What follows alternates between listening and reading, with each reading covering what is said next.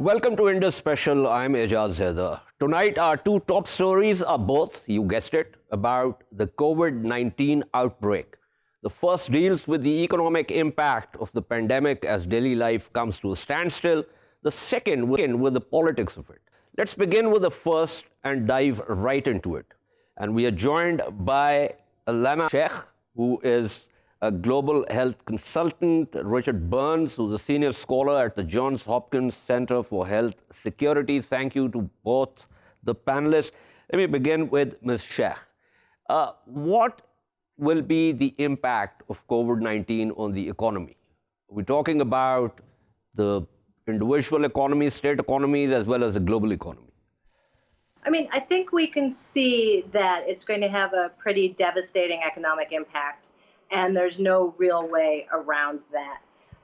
Between the mitigation measures required to prevent it from spreading and the actual economic impact of so many people being infected, it's going to be severe. Okay.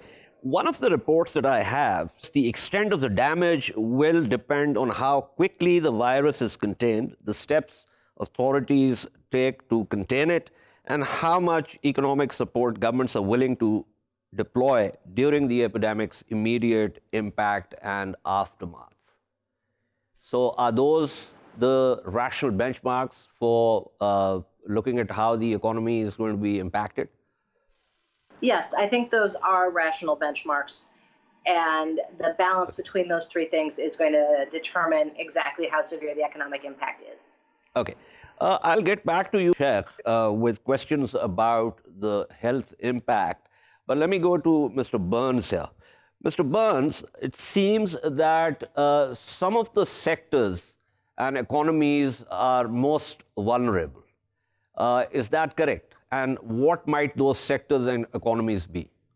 Yes, it is correct that different sectors will be impacted differently. However, the overall reduction in demand will hurt everybody. I see. And what might those sectors be? Are we looking at the aviation sector, tourism, entertainment, hoteling industry, perhaps the film industry, box office, declines, and so on and so forth? Yes, all of those things you mentioned will be affected more than others. The amount of the impacts depends more on the political and social reaction than the virus itself. If people take excessive measures for lockdown, that increases the damage a lot. I see. Which then brings us back to Ms. Shaikh. Ms. Shaikh, tell us about the logic behind lockdowns. Now, lots of experts say that just like previous outbreaks, the influenza, 1918 Spanish influenza, people will get it, and so therefore, what really is the point behind lockdowns? Is it to sort of secure the healthcare systems where they exist, not allow them to collapse, dealing with the worst case scenarios? So it's interesting that you mentioned the 1918 pandemic influenza, because in fact, lockdowns are what minimize the impact of that influenza. If you look at cities in the United States, the choices they made about how quickly they went to quarantine and lockdown actually determined how severely affected they were by the influenza. So in fact, the 1918 pandemic shows that it's an effective measure for containment. Okay, this is interesting because I'm reminded of this graph, which was, one side of the graph was about Philly and the other was about St. Louis. And it seems that in terms of flattening the curve, the early sort of social distancing in St. Louis helped flatten it quickly, whereas in Philly, it just soared much above as far as the graph is concerned. So that means that social distancing is required. But then here's the question. There's a huge difference between 1918 connectivity even at individual levels, and what we have now in 2020? That sort of cuts in two directions. One of which is that individual people may have many more social contacts and many more opportunities to spread the virus. It also means that when people are using social distancing, or even when a government has to go to quarantine or lockdown, people have more opportunities to continue to connect to each other virtually. They have the technology that you're not alone in a locked ward. You can still talk to your friends. You can still connect with the outside world and know what's going on. So in many ways, being in quarantine, being in lockdown is a less dramatically isolating experience now. That's true, but in terms of air travel, and I think one of the reasons, I'm assuming, one of the reasons that it spread so quickly had to do with the fact that, today we have jet travel and we move from one point to another much faster, and there's so much of air travel, which wasn't the case in 1918. And so even though that pandemic, according to various estimates, killed anywhere from 10 to 25 to even 50 million people, and 500 million people were impacted. But with this kind of travel, do you think this has, the pluses and minuses of both types of lifestyles that we have in 2020 as compared to 1918? But air travel, is that one of the reasons that the pandemic spread so quickly?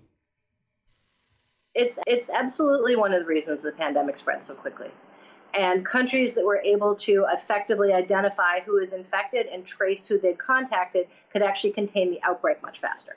Like, if you can see that China actually did manage to contain their outbreak. We've seen that South Korea is getting on top of it. Singapore contained their outbreak. All of those countries did contact tracing. They figured out who was sick, who they'd crossed paths with, started isolating those people. Okay. Mr. Burns, going back to the economic impact, some of the figures that I have, there are multiple reports. There's the, estimates range from about $1 trillion to worst case scenario, $2 trillion. For the first time, China is going to show an economic slowdown. As I said, the global air carriers are saying about $63 billion to $113 billion of hit in revenue in 2020. This does look like a scenario which is going to impact all the economies. But do you think that the developing economies will be more affected, negatively affected? Absolutely, developing economies will be negatively affected. This is going to be a worldwide situation.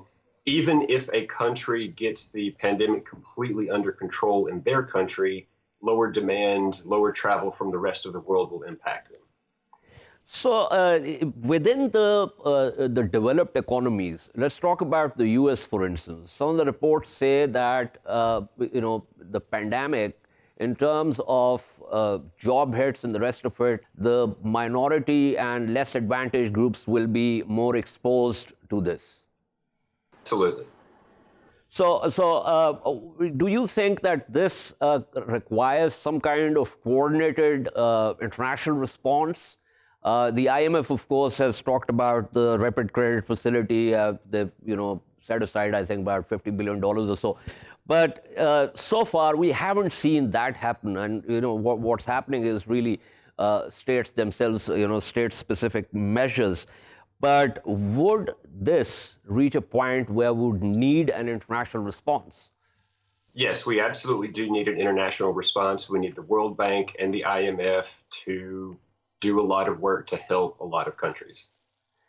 And how would that work out? For instance, it's interesting that for the first time in 60 years, Iran has actually requested the IMF for a $5 billion RCF. But there's a sort of geopolitical situation here between the U.S. and Iran. And it'll be interesting to see how that's going to pan out. Don't you think so? Yes, it will. There will be a lot more international cooperation required to deal with this. Hopefully, we do see that, and people can put aside old geopolitical conflicts and work against the new threat. Okay. That was Richard Burns speaking to us. Let me go back to Ms. Shaikh. Shaikh, there are states, let me talk about, for instance, Pakistan, India, a number of other developing economies where A, literacy rates are not very high. B, people live, lots of people live in small houses. They have day labor jobs. They're just not in a position to not go out, since we were talking about social distancing and the rest of it. So it's a choice between being exposed to the virus and somehow surviving it, and or just going without food. I mean, what kind of, I'm assuming that experts also look at those situations. Are there any policy prescriptions with reference to that? So if you're living in a multi-generational household, a household with a dense population, if you don't have the option of staying inside and not going out, then you have to do what you can do to protect yourself. That includes things like wiping down surfaces in the house, commonly used surfaces, so that people don't transmit the virus to each other, going out only as much as you need to, that if you do need to go out for work, then maybe that's it, you stay in after that. I mean, everybody has to do their best to limit their contacts. It's not that it's all or nothing. Every amount that you can reduce your exposure helps reduce your risk. And so how much does that reduce the possibility of exposure? I'm assuming that there's no real measure there to figure that out.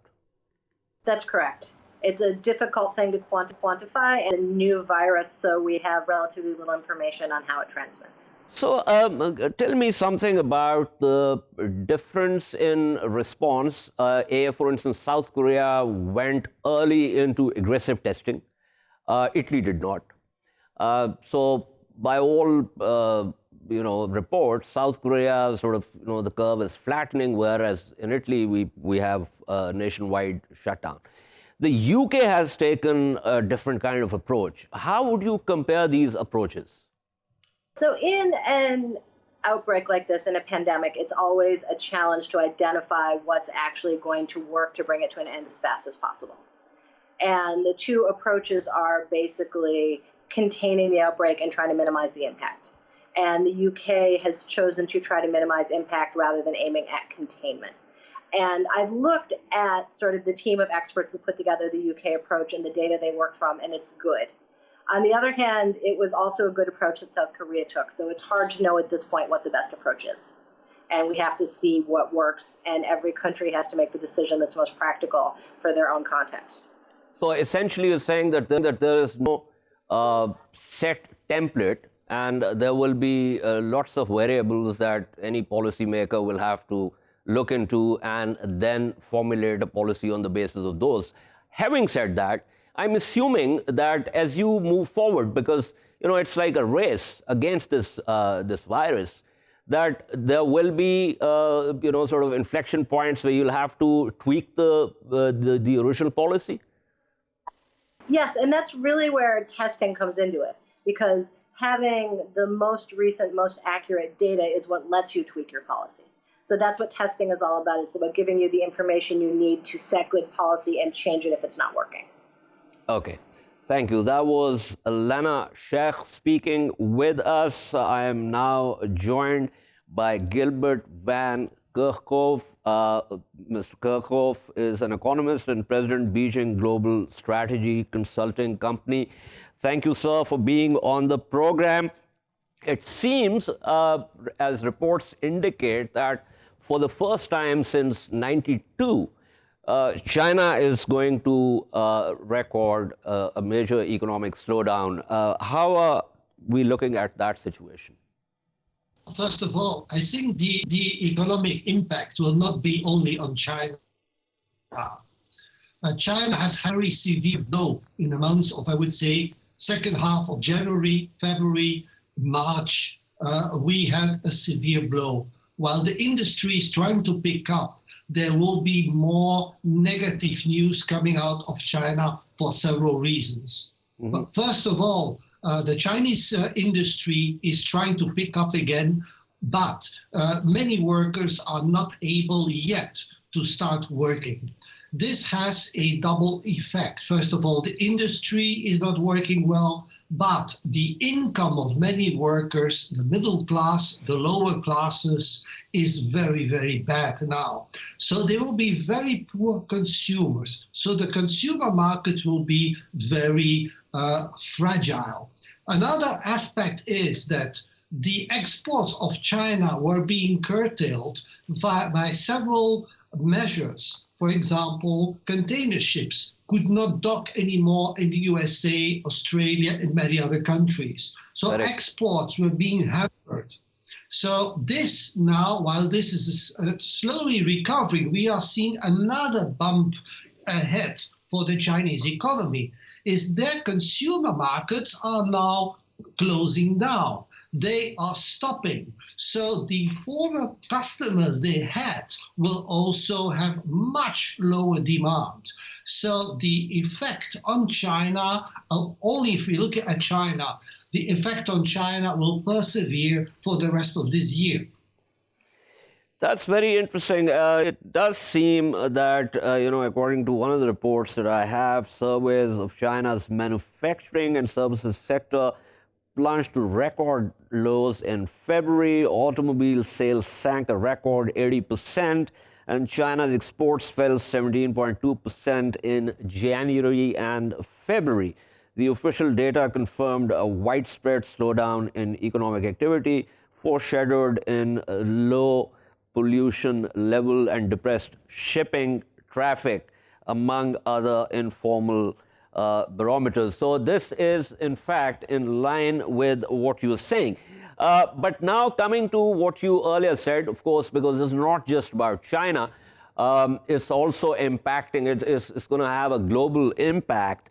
So what are we looking at in terms both for the developed economies as well as the developing ones? Let me say I have a fairly pessimistic view.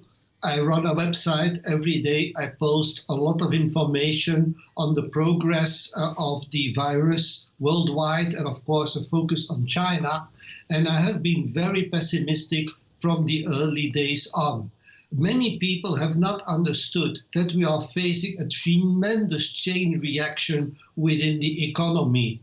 One example I gave in a post was, just imagine the waiter in a restaurant in America. Suddenly, no more restaurant, the restaurant is closed, no more income. Even if the boss is agreeing to pay a part of the salary, the major bulk of the income of that person will be through the tips. So how is he going to survive with his family, pay his mortgage? So there's a ripple effect going through the complete economy. I'm also joined by Mr. Qasim Beg, who's founder, chief executive of Arif Habib Consultancy.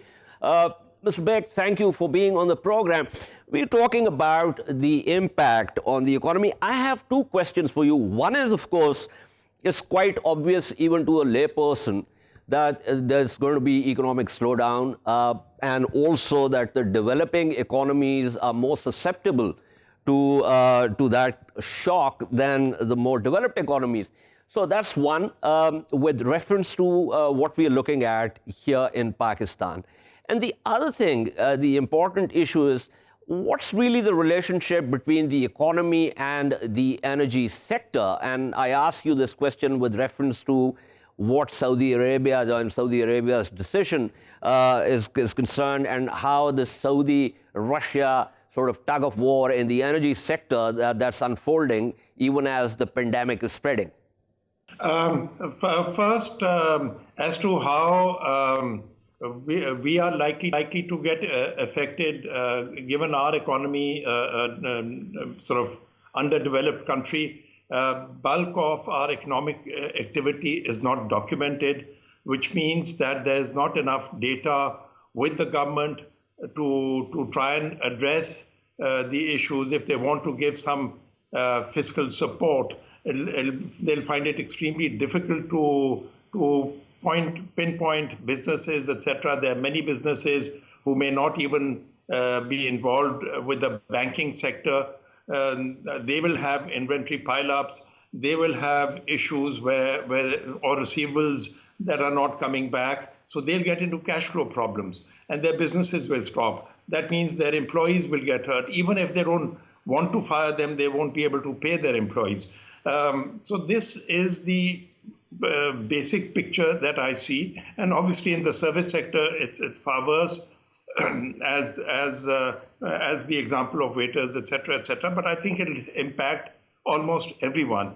So the key need is for the government, and that is the federal government, to come out with fiscal support, go back to the IMF, negotiate whatever is needed, and perhaps literally like for a few months, universal basic income, which obviously the government will not be able to fund, so in turn recover it in taxes from those who have the ability to pay, whether in terms of owners of assets or in terms of earnings.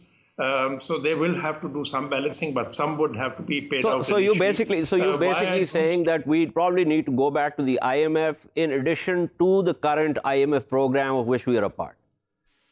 Absolutely. I don't think we can survive with this current situation.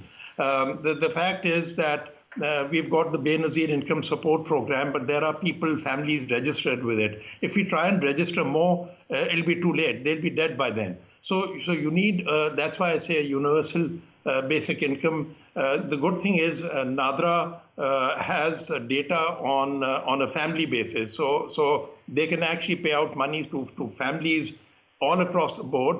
Yes, some few wealthy, undeserving people would get that money, but it can be collected back from them in tax, that as well as higher amounts of tax. That's one side of it. As Naseem Beg, sir, since I have to wrap up this segment, quickly back to the connection between the energy markets and this, and especially in relation to Saudi decision and the Saudi-Russia tug-of-war that's unfolding. As a first step, it might look good for Pakistan that the energy price has gone down because we are major importers. But nevertheless, we have a lot of people working in the Gulf region. And if the Gulf region's ability to spend money, their projects, etc., stops, then you might see a lot of them coming back. So it'll impact our remittances, on which we are heavily dependent. And for all we know, if the virus spreads and they can't manage it, they might even ship people back for that reason. So there are a number of variables and factors that we're looking at. Thank you so much. That was Mr. Naseem Beg. Thank you also to Mr. Gilbert Van Kerckhove. We'll take a short break and return to discuss the politics around the latest outbreak. Stay with us.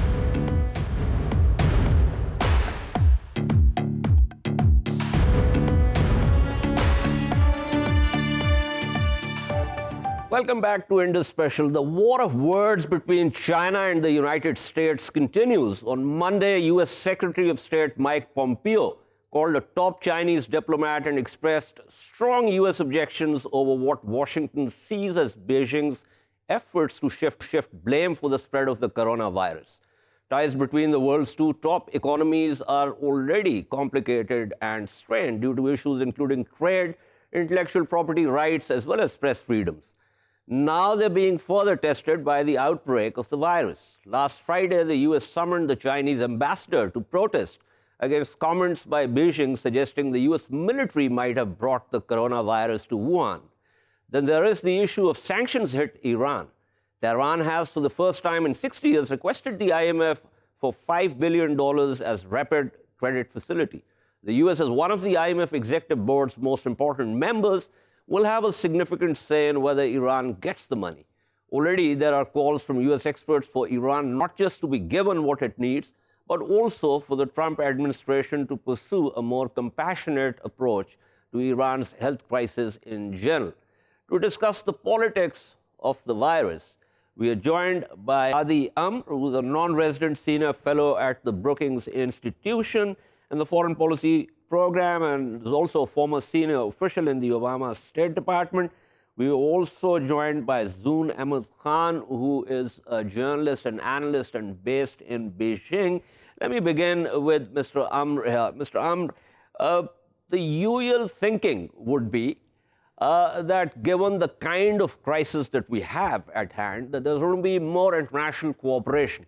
But it does seem to me, paradoxically and not least ironically, that when we get into such crises, and that's the time when we require cooperation, that's precisely the time when international and social order begins to fray. What are your initial thoughts on the politics of this virus? Look, I think you have it exactly right. This is a moment where we all, as human beings, are affected the same way. This virus is a great equalizer. It shows us that we're all human, we're all affected in the same way, and you've got it exactly right. This is a time when we need tremendous international cooperation, and we are seeing that. We are seeing signs of cooperation, but we're also seeing signs of countries saying, we're going to take care of ourselves first. There were reports that, Italy requested certain medicines from other European countries who refused to give it to them because they wanted to stockpile it for their citizens. And you've got the cases mentioned between the US and China. So it really is an alarming moment, and it's going to be one where there's tensions between cooperation and self-preservation. And so you've got it exactly right. So this is very interesting, juxtaposing cooperation with self-preservation.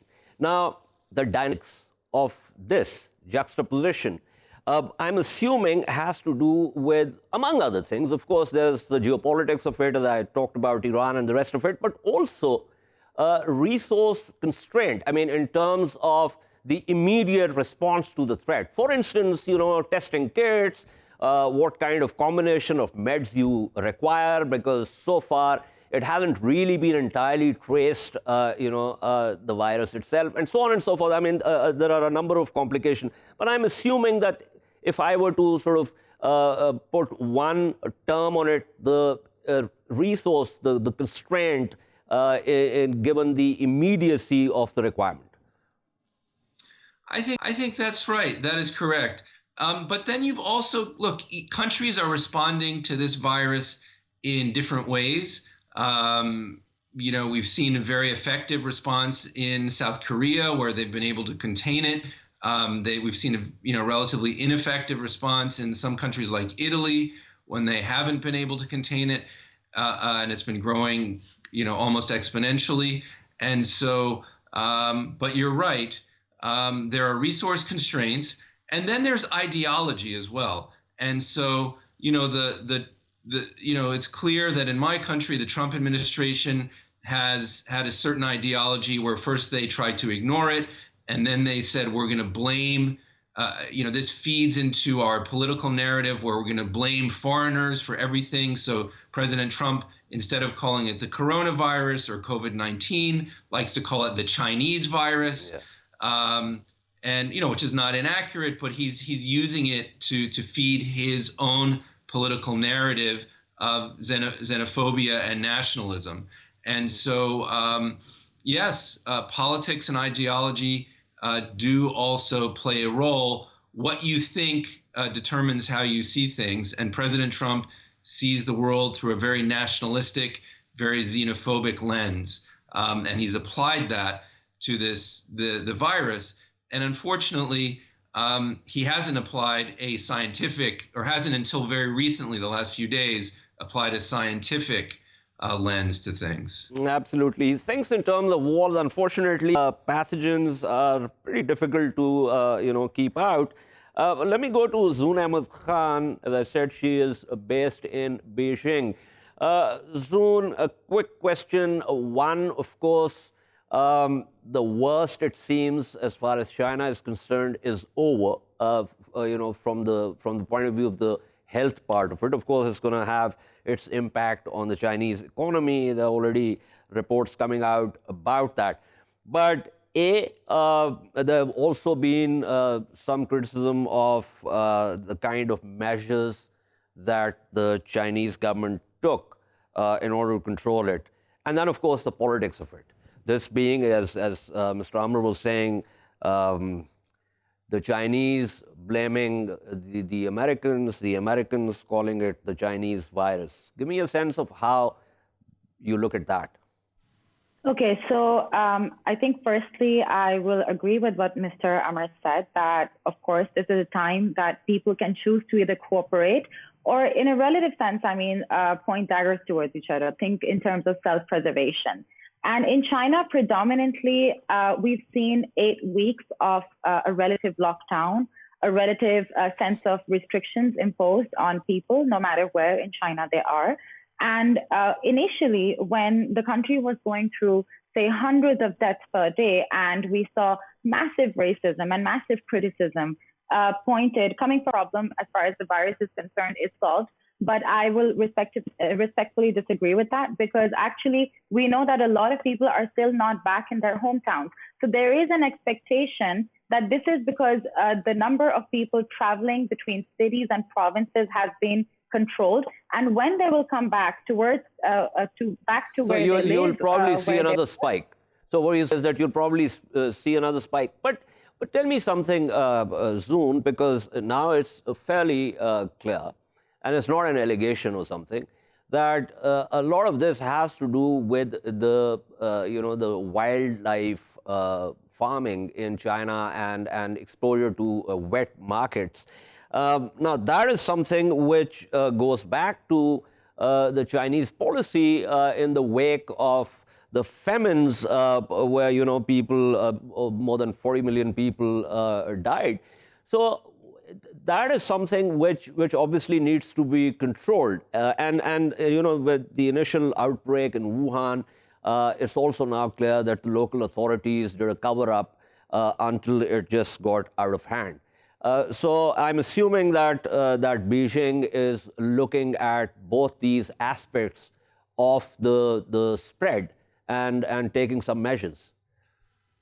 Indeed. And actually, it's true that there were a lot of markets that remained unchecked, that were quasi-illegal or even illegal at times, but they were operating. And this entire experience has served to, in a sense, make people more aware about the choices that they're going to make in terms of their food habits as well, in terms of hygiene, etc. So this is definitely a wake-up call. And it's true that even though people were extremely disciplined and united in supporting the government's policies, at the same time, they are also critical of certain things that could have been dealt with better. But at the end of the day, as I said, this was a new and this was a very dire problem. It was increasing at a massive rate. So they decided that, of course, predominantly we need to support what the government is doing. And we see that it has shown results. So even now, when we see 0 cases, the restrictions are still there. People are still taking a lot of precautions when they're going out. Universities have still not opened. Offices are spacing it, basically. And we see that people are prepared to bear with the consequences because it has served all of them. It has served to stabilize the situation. And of course, with that also comes a sense of responsibility. So in China right now, what is trending is how can we help support countries that are currently going through the situation. So there are a lot of social media and mainstream media talking about how we can support people in Italy, in Iran, in countries like, for example, even in Pakistan, the numbers are increasing. They're sending teams. So there is a big popular support to play that role in other parts of the world that are still facing, because we do have a domestic overcapacity as we speak. Absolutely. Thank you, Mari. That was Zoon Ahmed Khan speaking with us from Beijing. Let me go back to Mr. Amr. Mr. Amr, hardcore security people and, those of us who worked in that area, up until 20 years ago, no one had really thought in terms of, pathogens or pandemics as a global security threat. Of course, there was some awareness, and the U.S. national security documents also began to talk about pandemics and also climate change. But I think this particular episode, this is a reminder, if we still needed one, that our thinking about national and global security has to undergo a major overhaul.